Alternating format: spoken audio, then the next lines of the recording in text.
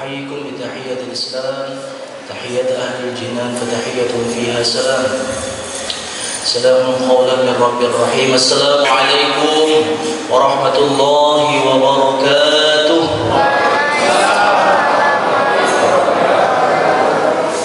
الحمد لله رب العالمين وبه نستعين على أمور الدنيا والدين والصلاة والسلام على أشرف الأنبياء والمرسلين سيدنا مولانا محمد وعلى آله وأصحابه أجمعين. أما بعد قال رب اشرح لي صدري ويسر لي أمري واحلل عقدة من لساني يفقه قولي قال ربي زدني علما وارزقني فهما. أما بعد, yang saya hormati Ketua Masjid Amal dan pengurusnya dan para jamaah sekalian dimuliakan Allah Subhanahu wa taala. Pertama, mari kita bersyukur kepada Allah Subhanahu wa taala dan mengucapkan alhamdulillahirabbil alamin. Bersyukur kita dipertemukan oleh Allah Subhanahu wa taala. Bersyukur kita kepada Allah Subhanahu wa taala karena kita diberikan kesehatan. Bersyukur kita kepada Allah Subhanahu wa taala karena kita diberikan kesempatan untuk beribadah di dalam masjid ini. Bersyukur kita bisa duduk di dalam masjid ini, bisa melaksanakan sholat isya, dan insyaallah kita lanjutkan dengan sholat tarawih berjamaah. Salawat dan salam mari kita sampaikan kepada junjungan kita, Nabi agung kita, Nabi akhiruz zaman, Nabi yang paling mulia daripada para nabi yang lainnya. Siapa lagi kalau bukan Nabi besar Muhammad sallallahu alaihi wasallam. Mudah-mudahan Bapak Ibu sekalian kita dianggap beliau sebagai umatnya, dan mudah-mudahan kelak di yaumil qiyamah kita dianggap kita akan mendapatkan syafaat beliau. Amin ya rabbal alamin. Mohon izin Bapak Ibu semua, di sini kami menggantikan teman kami Saudara Ahmad Fadl Syihab, karena beliau ada kegiatan yang tidak bisa ditinggalkan. Akhirnya kami diminta oleh beliau, diamanahkan beliau. Mohon izin Bapak Ibu semua untuk menyampaikan sedikit. Mungkin kami hanya mengingatkan, bukan menasehati. Baik Bapak Ibu yang dimuliakan oleh Allah Subhanahu wa taala, 3 hal yang ingin saya sampaikan. Yang pertama, sebentar lagi kita akan menyambut peringatan Nuzulul Quran. Mungkin sering kita setiap tahun pada bulan Ramadan mendengar istilah Nuzulul Quran.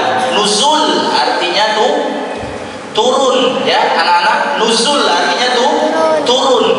Quran, diturunkannya Al-Quran. Maka dari itu kami mengingatkan bahwa di dalam Al-Quran Allah jelaskan syahrul Ramadan alladzi unzila fihi al-Quran. Mungkin berapa kali pemateri di sini atau penceramah di sini menyampaikan bahwa bulan Ramadan itu adalah bulan di mana diturunkannya Al-Quran. Pada tepatnya itu pertama kali pada malam ke-17. Bapak Ibu yang kami hormati, kami mengingatkan Bapak Ibu sekalian, mari kita bersama-sama menghidupkan bulan suci Ramadan ini dengan memperbanyak membaca Al-Quran. Mungkin selama di luar bulan Ramadan kita tidak pernah membaca Al-Quran. Mungkin selama di luar bulan Ramadan kita sedikit membaca Al-Quran. Maka pada momentum kali ini, pada momentum bulan ini, pada momentum tahun ini, mari kita hidupkan, mari kita isi hari-hari kita, waktu-waktu kita untuk memperbanyak baca Al-Quran. Mungkin di sini ada yang sudah khotam, Ibu.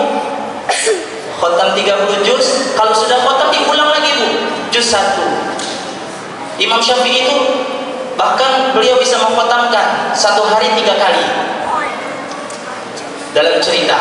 Maka dari itu tidak terasa kalau kita membaca Al-Quran di bulan Ramadan itu, karena disebutkan oleh Rasulullah SAW dalam hadisnya, Iqra'ul Quran fa innahu ya'ti yaumal qiyamati syafi'an li ashabih.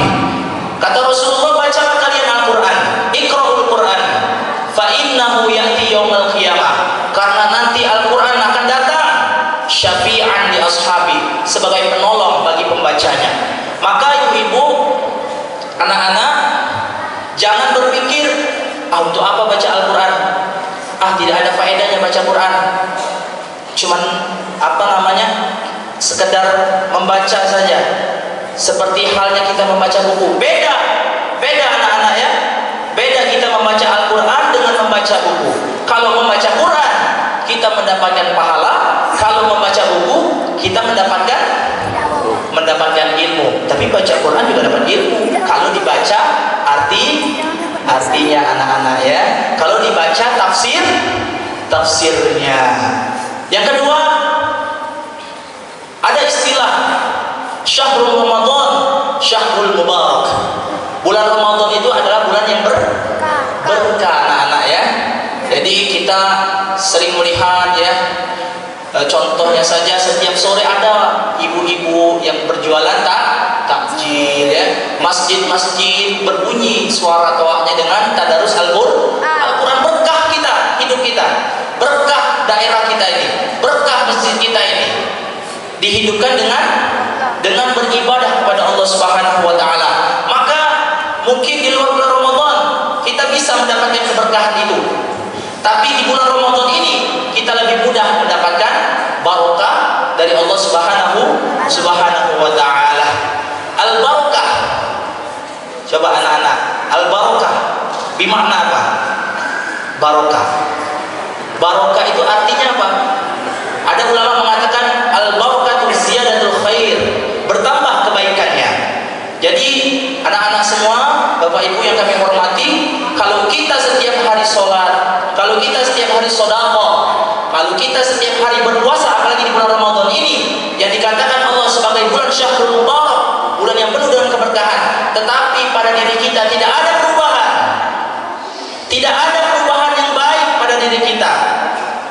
Setelah keluar daripada bulan Ramadan, maka kita termasuk orang yang sia-sia, maka kita termasuk orang yang merugi. Ingat Bapak Ibu, tujuan kita berpuasa apa?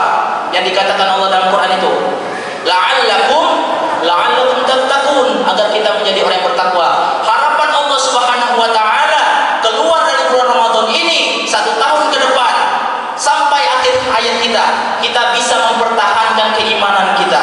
Kita bisa istiqomah taat kepada Allah dan Rasulnya. Itu Bapak Ibu, anak-anak sekalian.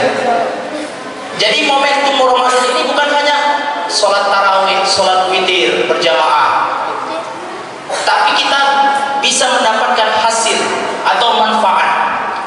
Baik, yang ketiga yang ingin kami sampaikan adalah Syahrul Ramadan, Syahrul Tarbiyah. Ini ulama mengatakan bulan Ramadan ini termasuk bulan untuk melatih diri kita, menjaga hawa nafsu kita dari hal-hal yang maksiat, menjaga diri kita dari dosa yang besar atau dosa kecil, menjaga pandangan kita, menjaga lisan kita. Makanya kalau berpuasa kita dilarang untuk menggunjing orang lain, menghasut orang lain. Batal Ustaz pahalanya? Tidak. Pahalanya tidak batal. Puasanya tidak batal, akan tetapi pahalanya berkurang ya anak-anak sekalian. Maka dari itu mari kita manfaatkan momentum bulan Ramadan ini untuk melatih diri kita. Kita persiapkan untuk setelah Ramadan, mudah-mudahan kita tetap istiqomah.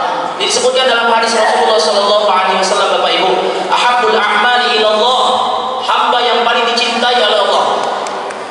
Siapa itu? Adwamuha wa in qalla. Mereka yang istiqomah melakukan suatu amal walaupun itu sedikit. Contoh Bapak Ibu, misalkan kita membaca Al-Quran, mungkin 1 malam di sini tadarus Al-Quran ya, anak-anak ya, 1 juz mungkin. Nah, mungkin untuk ibu-ibu nggak sanggup itu menghadiri atau membaca Al-Quran itu selama duduk dengan anak-anak 1 juz. Mungkin kita bisa manfaatkan waktu di rumah untuk membacanya. Ingat hadis Nabi tadi, yang penting sedikit tapi istiqomah Bapak Ibu. Baca Quran 5 ayat tapi setiap hari sampai akhir hayat kita. Kita sholat tahajud sedikit 2 rakaat tapi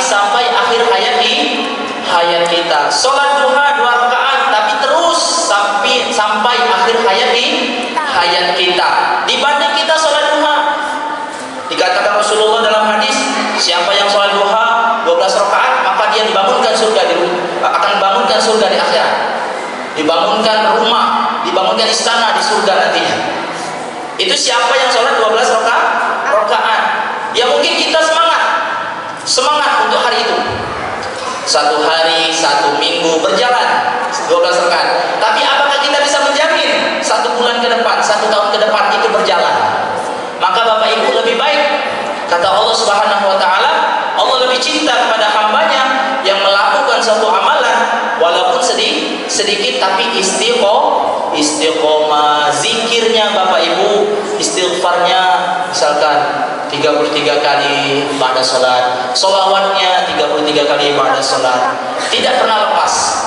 Maka hamba seperti ini yang dikatakan Allah yang akan dicintai oleh Allah Subhanahu wa taala dan akan dicintai oleh Rasulullah sallallahu alaihi wasallam.